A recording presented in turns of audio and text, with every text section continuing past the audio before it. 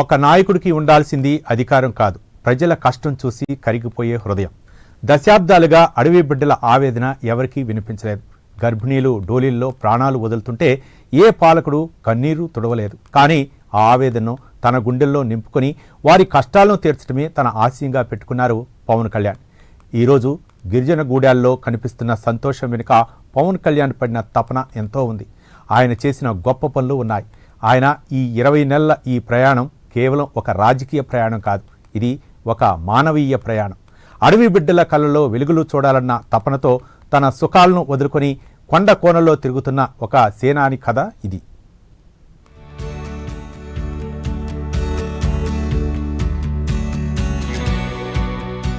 రెండు 2024కు పూర్వం గిరిజన గూడాలు అంటేనే కష్టాలకు చిరునామా.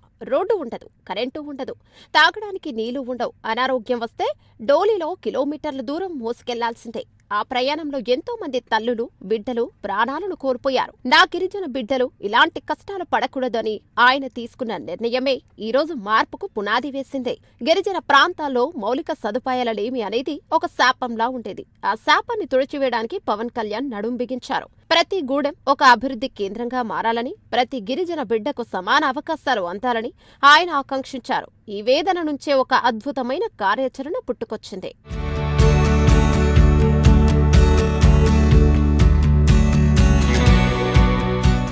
పవన్ కళ్యాణ్ గొప్పతనం ఏంటంటే ఆయన సమస్యను చూసి వదిలేయరు.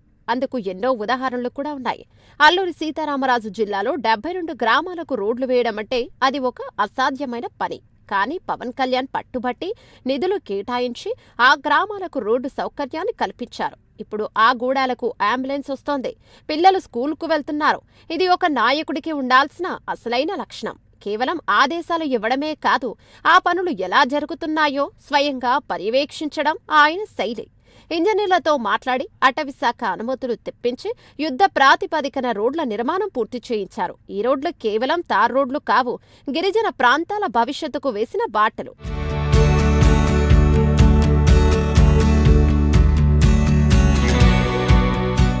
గిరిజన మహిళలు చెప్పులు లేకుండా రాళ్లతో నడుస్తుంటే పవన్ కళ్యాణ్ మనసు తల్లడిల్లిపోయింది. అందుకే ఆయన వందలాది మందికి చెప్పులు పంపిణీ చేయించారు. ఆ చెప్పులు వేసుకున్నప్పుడు ఆ గిరిజన మహిళల కళ్లల్లో కనిపించిన సంతోషం వెలకట్టలేనిదే. తన ఫామ్ హౌస్ నుండి మామిడి పండ్లు పంపడం ద్వారా వారిని తన కుటుంబం సభ్యుల్లా చూసుకుంటున్నారని ఆయన నిరూపించారు. ఆ పండ్లు తింటున్నప్పుడు గిరిజన బిడ్డల ముఖాల్లో కనిపించే ఆనందమే పవన్ కళ్యాణ్కు అసలైన బహుమతి.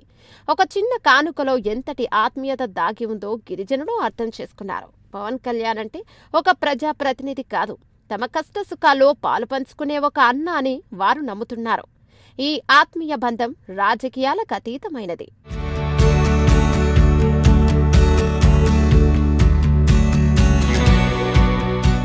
గిరిజన ప్రాంతాల్లో రక్తమందక ఎంతో మంది ప్రాణాలను కోల్పోయారు. ఆ బాధను స్వయంగా చూసిన పవన్ కళ్యాణ్ అరకులో బ్లడ్ బ్యాంక్ ఏర్పాటు చేయించారు.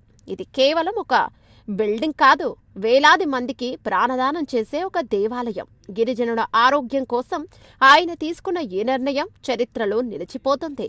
ఆయన ఎంతో చేశారు అని గిరిజనుడు చెప్పుకోవడానికి ఈ బ్లడ్ బ్యాంక్ ఒక నిలువెత్తు సాక్ష్యం.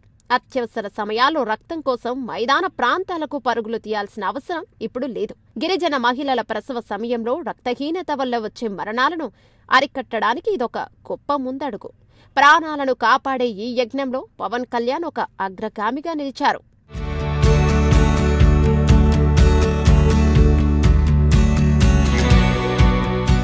స్వాతంత్ర్యం వచ్చి ఇన్నేళ్లైనా కరెంటు చూడని గూడాలు ఎన్నో ఉన్నాయి. పవన్ కళ్యాణ్ చొరవతో ఆ గ్రామాల్లో ఇప్పుడు బల్బులు వెలుగుతున్నాయి.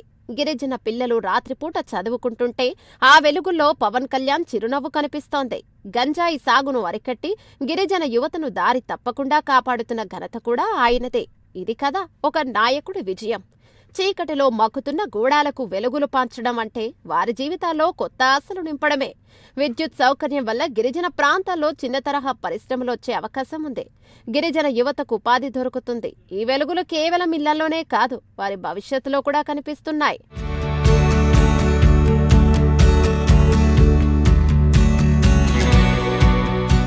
మన్యం పర్యటనలో వర్షం కురుస్తున్నా గొడుగు కూడా లేకుండా గిరిజనుల మధ్యకు వెళ్లి వారి కష్టాలు విన్నారు పవన్. ఆయన ఎంతో చేశారు. మా కోసం ఇంత కష్టపడుతున్నారని గిరిజన పెద్దలు కన్నీళ్లు పెట్టుకున్నారు. సంతల్ సంస్కృతిని గౌరవిస్తూ గిరిజన ఉత్పత్తులకు మార్కెట్ కల్పిస్తూ ఆయన చేస్తున్న కృషి అమోఘం. గిరిజనులతో కలిసి నేల మీద కూర్చొని ఆయన భోజనం చేస్తున్నప్పుడు అక్కడ ఒక నాయకుడు లేడు, ఒక అన్న ఉన్నాడు. ఆ వర్షపు చినుకులు ఆయన సంకల్పాన్ని ఆపలేకపోయాడు. గిరిజనుల సమస్యలను స్వయంగా రాసుకుంటూ అధికారులకు అక్కడికక్కడే ఆదేశాలను ఇస్తూ ఆయన సాగించిన పర్యటన ఒక స్ఫూర్తిదాయకం. ఇది కేవలం ఓట్ల కోసం చేస్తున్న పని కాదు, ఇది ఒక ఆశయం కోసం చేస్తున్న పోరాటం.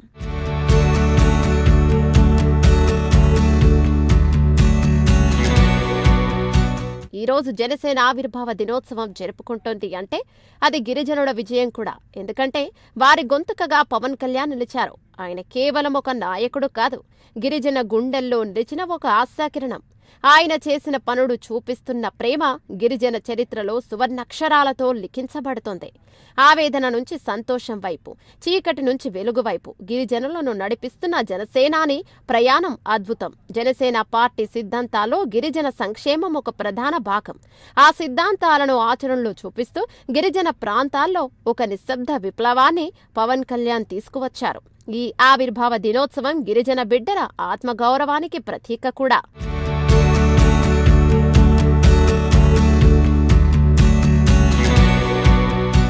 అధికారం అంటే బాధ్యత అని పవన్ కళ్యాణ్ ఎప్పుడూ చెప్తుంటారు. ఇప్పుడు దాని చేతుల్లో చూపిస్తున్నారు. సమాజంలో అందరికంటే వెనకబడిన గిరిజనుల సేవకే ఆయన ప్రాధాన్యత ఇస్తున్నారు. మాటలు చెప్పడం కాదు, చేసి చూపించడం పవన్ కళ్యాణ్ నైజం. గిరిజన ప్రాంతాల అభివృద్ధి కోసం ఆయన చేస్తున్న కృషి రాబోయే తరాలకు ఒక మార్గదర్శకం. గిరిజన ఉత్పత్తులకు అంతర్జాతీయ స్థితిగతులను మార్చాలని ఆయన ప్రణాళికలు రచిస్తున్నారు. ఇక ఎకో టూరిజం ద్వారా గిరిజన ప్రాంతాలకు పర్యాటక కేంద్రాలుగా మార్చి అక్కడి ప్రజలకు ఆదాయ మార్గాలు పెంచడమే ఆయన లక్ష్యం. ఈ బాటలో జనసేన ప్రయాణం నిరంతరం కొనసాగుతుంది.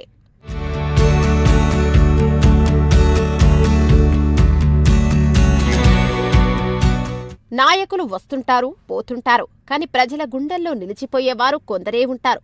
పవన్ కళ్యాణ్ ఆ కోవకు చెందిన నాయకుడు. గిరిజన సంక్షేమం కోసం ఆయన పడుతున్న తపన, చేస్తున్న పనులు చూస్తుంటే ఆయన ఎంతో చేశారు, ఇంకా ఎంతో చేస్తారు అనే నమ్మకం కలుగుతోంది. ఆవేదనను తుడిచి సంతోషాన్ని నింపి గొప్ప నాయకత్వాన్ని అందిస్తున్న పవన్ కళ్యాణ్కు గిరిజన లోకం నీరాజనాలు పడుతుంది.